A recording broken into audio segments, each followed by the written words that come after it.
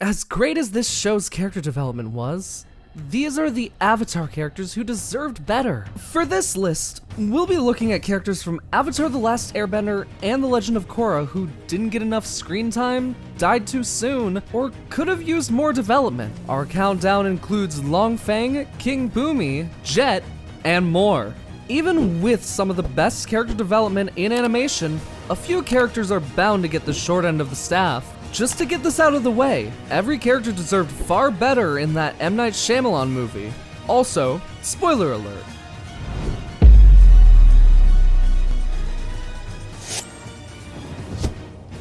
Number 10. Princess Yue.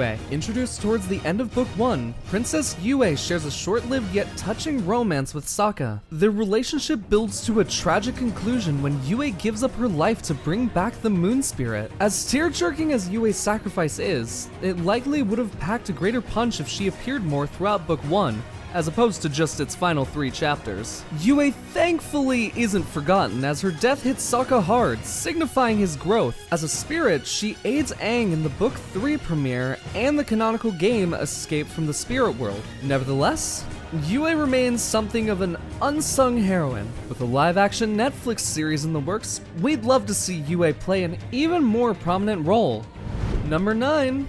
King Kwei. The Earth King is like the man behind the Emerald Curtain. He's built up throughout much of Book 2, but ultimately turns out to be a figurehead under Long Feng's thumb. Kwei seems more dedicated to his bear Bosco than the people of Ba Sing Se. When Kwei does finally start to take control of his kingdom, he's overthrown entirely and is forced to flee. It would have been interesting to see Kwei redeem himself by aiding in the 100-Year War. Instead, he decides to see the world with Bosco, abruptly exiting the series. Kwei fortunately gets more development in the comics, where he returns to his kingdom and rises up as a better leader. Too bad his daughter apparently ate Bosco though.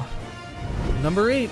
Pian. Pian Dao's backstory is nothing short of epic. Abandoned by his parents because he wasn't born a bender, Pian Dao nonetheless proved himself on the battlefield as an expert swordsman. Seeing the errors of the Fire Nation, Pian Dao went into hiding. When he was found, Pian Dao miraculously triumphed over 100 soldiers, living to pass his wisdom on to Sokka and Zuko. It's a shame that the series only had one episode dedicated to such a cool character. Pian Dao does briefly resurface during the Sozin's Comet finale, where it's revealed that he's part of the Order of the White Lotus. Honestly, we'd love to see a spin-off delving into the history with Pakku, Zhang, and King Bumi, the latter of whom we'll talk about more later.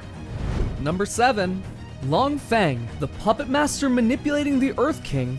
Long Feng stands out as one of Book 2's most intimidating and calculating villains. He underestimates Azula, however, losing control of the Dai Li and Ba Sing Se to her. After that, Long Feng essentially disappears, never to be seen or heard from again. It always felt like more could have been done with this character in Book 3. Maybe he could have been a second antagonist operating under Azula. Maybe he could have plotted revenge against Azula, attempting to seize back his position of power. Maybe he could have even gone through a redemption arc, aiding Team Avatar in some way. Long Feng had the potential to be a prominent figure in this game, but as Azula tells him, you were never even a player.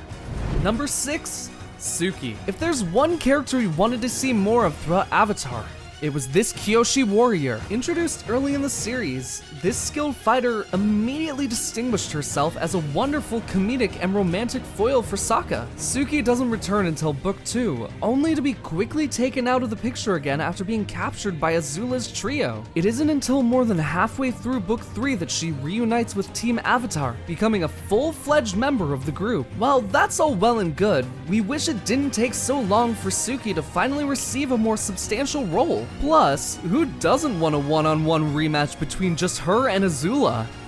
Number 5.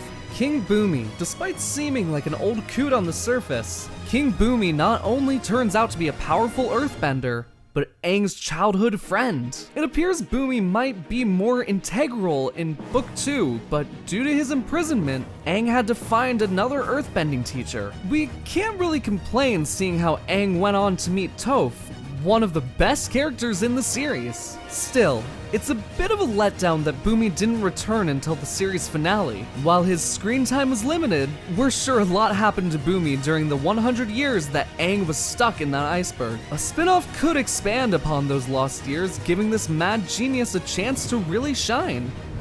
Number 4. Kaia. Although Hakoda was MIA for much of the series, Sokka and Katara's father still received more attention than their late mother. Kaia is mentioned frequently throughout Avatar, and her death plays a key role in Katara's character arc. However, we don't really get to know her as a character until a season 3 flashback. While it's only one episode, Kaia is established as a highly dedicated mother who makes the ultimate sacrifice for her daughter. Kaia's demise is crucial to the story, but we can't help but wish that she appeared in more flashbacks, or even a few dreams like in the North and South comics. At the very least, Katara and Aang did name their only daughter after her, keeping Kaia's legacy alive. Number 3. Jet. He claims to be a freedom fighter, but Jet's willingness to put innocent people in danger makes him every bit as dangerous as the Fire Nation. Avatar gave us so many complex antagonists, and Jet's extremist methods would have been fascinating to dive deeper into. Jet seemingly turns over a new leaf in Book 2, but his vengeful, hot-headed ways continually land him in hot water. When we last see Jet, he's in bad shape following a confrontation with Long Feng. Jet isn't brought up again until late in Book 3, and even then his fate is written off as a joke. For the record, Jet did die, but the creators weren't allowed to make this clear. Thus, Jet was deprived of a proper send-off. Number 2. Ursa. After 3 phenomenal seasons, Avatar built to a pitch-perfect series finale that wrapped up every major storyline. Well, there was one lingering plot thread.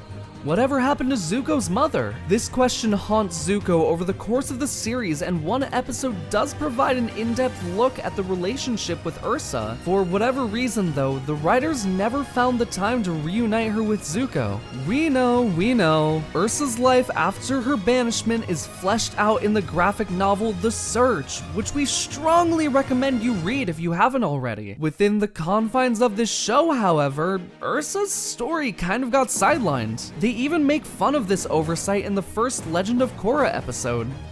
Before we unveil our top pick, here are a few honorable mentions. Avatar Kyoshi. The Rise of Kyoshi is another must-read. Guru Pathik. We could go for some more onion banana juice. June. Why did this badass bounty hunter only appear in 3 episodes? Ho Ting, the Earth Queen.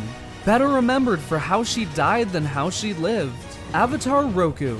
If there's one Avatar who deserves a spin-off, it's Roku. Number 1.